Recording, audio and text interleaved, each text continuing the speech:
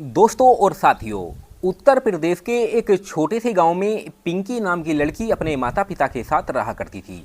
पिंकी अपने माता पिता की इकलौती बेटी होती है और कक्षा 10 में वो पढ़ाई लिखाई कर रही थी। पिंकी पढ़ने लिखने में काफ़ी होशियार होती है। इसके हर एक सब्जेक्ट में भी काफ़ी अच्छे खासे नंबर आया करते थे और वो हर एक काम को बड़ी आसानी और सरलता के साथ कर लिया करती थी। दोस्तों, पिंकी के पिता अशोक की अगर हम बात करें तो वो एक छोटे से किसान होते हैं। इनके पास 3 एकड़ ज़मीन होती है और जो कुछ भी खेती किसानी में से बचता था उसी से वो अपना पालन पोषण किया करते थे। दोस्तों, पिंकी जिस स्कूल में पढ़ने के लिए जाया करती थी उसी स्कूल में पिंकी की एक दोस्त भी होती है, एक सहेली होती है जिसका नाम शोभा होता है। शोभा भी कक्षा 10 में पढ़ाई लिखाई कर रही थी और दोनों सहेलियां एक दूसरे के साथ साइकिल पर अपने स्कूल जाया करती थी। दोस्तों, शोभा जो होती है वो थोड़ी रंगीन मिजाज की होती है और उसे अलग अलग लड़कों से, अलग अलग मर्दों से बात करना काफ़ी ज़्यादा पसंद था। दोस्तों, पिंकी अक्सर शोभा अपनी सहेली को समझाया करती थी कि अलग अलग मर्दों से बात करना ठीक नहीं है। ऐसा व्यवहार इंसान की ज़िंदगी में जब आ जाता है तो उसका पूरा जीवन बर्बाद हो जाता है। लेकिन दोस्तों, शोभा पिंकी को ही समझाया करती थी कि अलग अलग लड़कों से बात करने में मज़ा आता है, अलग अलग लोगों से बातें करने में और उनके साथ समय बिताने में काफ़ी अच्छा लगता है और तुझे भी ये सब करना चाहिए। यानी कि शोभा जो थी वो पिंकी को उकसाया करती थी इस तरह का काम करने के लिए। दोस्तों, शोभा और पिंकी जिस स्कूल में पढ़ने के लिए जाया करती थी उसी स्कूल में एक जगदीश नाम का चपरासी होता है जिसकी उम्र 55 साल के आसपास थी।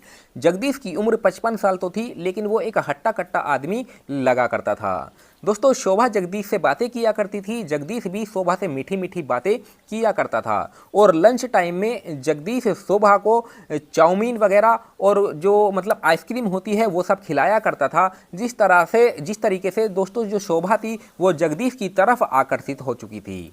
दोस्तों, एक दिन शोभा पिंकी को, अपनी सहेली पिंकी को एक चौंकाने वाली बात बताती है और उससे कहती है कि जो जगदीश है वो दूसरे मर्दों से बिल्कुल अलग है और लंच टाइम में वो स्कूल के पीछे जगदीश के साथ वो समय बिता चुकी है और जगदीश के अंदर जो पावर है वो काफ़ी ज़्यादा है और जिस वजह से उसने मुझे खुश कर दिया था।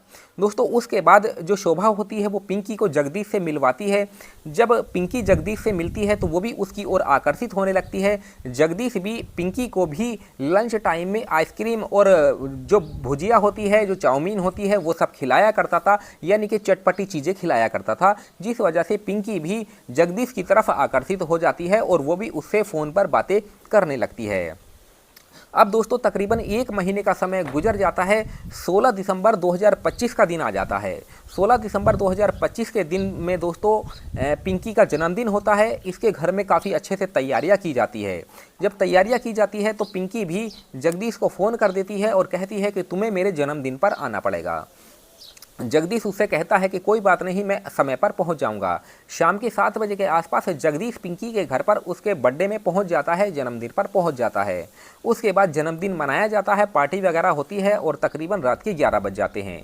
जब पार्टी ख़त्म हो जाती है, जन्मदिन पूरा हो जाता है तो उसके बाद जो पिंकी होती है वो जगदीश को अपने घर रुकने के लिए ही कहती है, क्योंकि जगदीश का जो घर था पिंकी के घर से तकरीबन 12 से 14 किलोमीटर की दूरी पर था। तो उसके बाद जगदीश भी पिंकी को बताता है कि उसकी पत्नी नहीं है और 2 साल पहले एक बीमारी के चलते उसकी पत्नी का देहांत हो चुका था।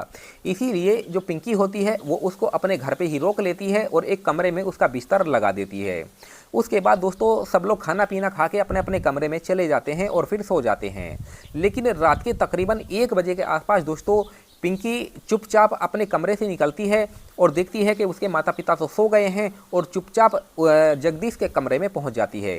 वो देखती है कि जगदीश पहले से ही जाग रहा था और मतलब अपने फ़ोन में कुछ वीडियोज़ वगैरह भी देख रहा था। उसके बाद वहीं पर उस कमरे में दोनों की एक दूसरे से बातें शुरू हो जाती है।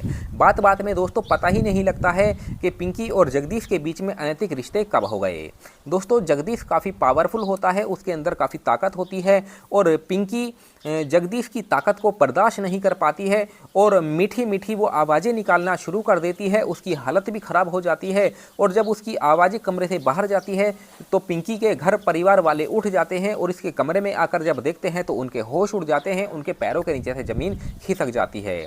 उसके बाद दोस्तों जगदीश को वहीं पर पकड़ लिया जाता है, उसको कमरे में बंद कर देते हैं। फिर पुलिस को खबर कर दी जाती है दोस्तों, तो पुलिस मौके वारदात पर आ जाती है और फिर जगदीश को गिरफ्तार कर लिया जाता है। जब जगदीश को गिरफ्तार किया जाता है दोस्तों तो जगदीश शोभा के बारे में पूरी जानकारी बताता है कि शोभा ने पिंकी को उकसाया था और जिस वजह से मैंने उसके साथ ये सब किया है।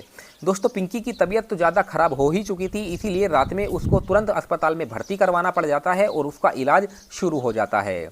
जी हाँ दोस्तों, इधर पुलिस जगदीश को गिरफ्तार करके थाने लेकर पहुंच जाती है और इसके ऊपर एक चार्जशीट बनाती है।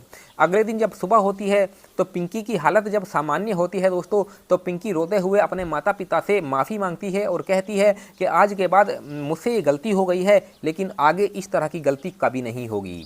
उसके बाद इधर जो जगदीश होता है उधर उसको पुलिस उसके ऊपर चार्जशीट बना के जब अदालत में पेश करती है तो अदालत वहाँ से उसको जेल भेज देती है। पिंकी भी कसम खाती है कि आगे चल के इस तरह का काम वो कभी नहीं करेगी और पुरानी ज़िंदगी में पिंकी लौट आती है और पढ़ाई लिखाई पर काफ़ी अच्छे से ध्यान देने लगती है और उसकी जो सहेली शोभा होती है वो उससे बिल्कुल रिश्ता नाता तोड़ देती है।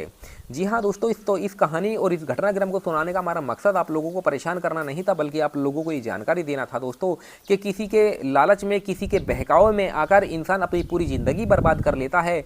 जो पिंकी की सहेली शोभा थी ऑलरेडी वो पहले से ही बिगड़ी हुई थी, अलग अलग मर्दों से बात करती थी और पिंकी इसके बारे में जानती थी। तो पिंकी अगर समझदार होती तो वो पहले ही शोभा का साथ छोड़ देती, तो आज पिंकी के साथ इतना बड़ा कांड ना होता। इसीलिए दोस्तों कहा जाता है ना कि किसी के बहकावे में आपको नहीं आना है, बस आपको अपनी ज़िंदगी के ऊपर ध्यान देना है, अपने परिवार के ऊपर ध्यान देना है, जिस वजह से इंसान का जो परिवार होता है वो नहीं बिखरता है, नहीं ख़राब होता है और ना ही उसकी ज़िंदगी बर्बाद होती है। तो इस तरीके से दोस्तों ये कहानी आप लोगों को कैसी लगी, इस कहानी से आपको क्या सीख मिली, आप हमें कमेंट सेक्शन में ज़रूर बताइए। चलिए मिलते हैं फिर किसी और वीडियो में, तब तक धन्यवाद।